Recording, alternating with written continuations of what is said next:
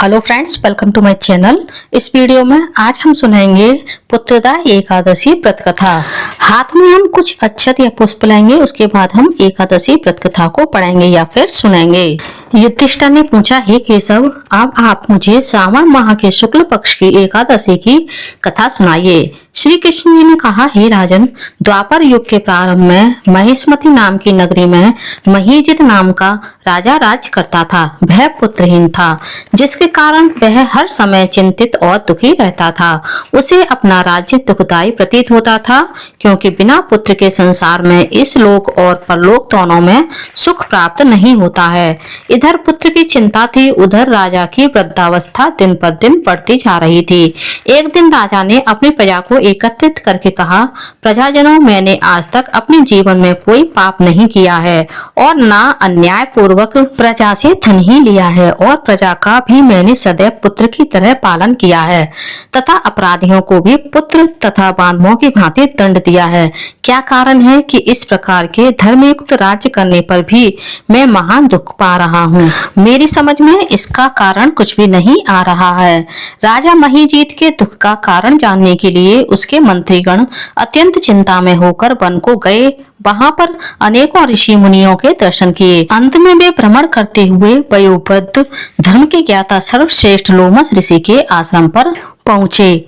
मंत्रियों ने जाकर ऋषि को प्रणाम किया तथा हाथ जोड़कर विनय पूर्वक मुनि से प्रार्थना करके पूछा, हे देव, हमारा अहोभाग्य है कि जो हमें आपके दर्शन का लाभ मिला। लोमस ऋषि ने कहा, हे ब्राह्मणों, आपके सद्व्यवहार से मुझे अत्यंत प्रसन्नता हुई है। अब आप लोग अपने आने का कारण निसंकोच होकर मुझसे कहो। यह सुनकर सब लोग प्रसन्न होकर बोले, हे महर्षि, आप हमारे कार्य को तथा हमारी बातों को जानने में ब्रह्मा से भी अधिक समर्थ हैं। अतः आप हमारे संदेह को दूर करें। हम लोग महिष्मति नगरी के राजा महीजीत के मंत्री हैं। हे मुनि, महीजीत अत्यंत धर्मात्मा तथा प्रजा का पुत्र के समान पालन करने वाले तथा नीति निपुण हैं, किंतु फिर भी उन्हें संतान प्राप्त नहीं है, जिसके कारण वह अति दुखी रहते हैं। हे मुनि, हमारे राजा के संकट को दूर करने का कोई उपाय बताइए। प्रजाजनों की बात सुनकर ऋषि ने कुछ क्षण के लिए आंखें बंद करके राजा के पूर्व जन्मों का विचार किया।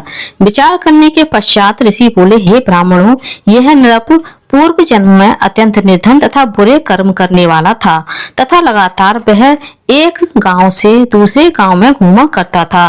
वह 2 दिन तक भूखा था कि तब ज्येष्ठ मास के शुक्ल पक्ष की एकादशी का दिन था। उस दिन वह एक जलाशय पर जल पीने के लिए गया। उसी स्थान पर एक गाय भी जल पीने के लिए आई और वह उसी समय ब्याही हुई थी।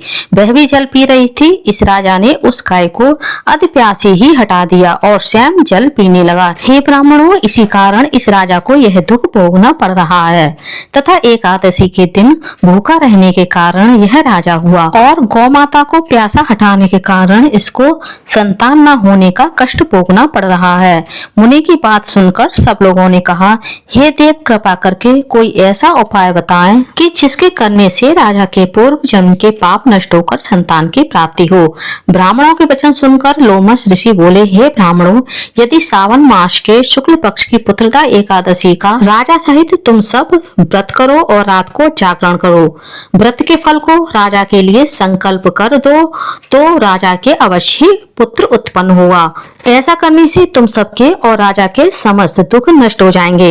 महर्षि लोमस के वचन को मानकर मंत्रीगण अपने नगर को वापस आए और उन सब ने श्रावण मास के शुक्ल पक्ष की पुत्रदा एकादशी का व्रत किया और लोमस ऋषि के बताए अनुसार विधि पूर्वक व्रत के फल को उस राजा को संकल्प करके दे दिया, जिसके पुण्य के प्रभाव से रानी ने गर्भ धारण करके 9 महीने पश्चात एक सुंदर पुत्र रत्न को जन्म दिया।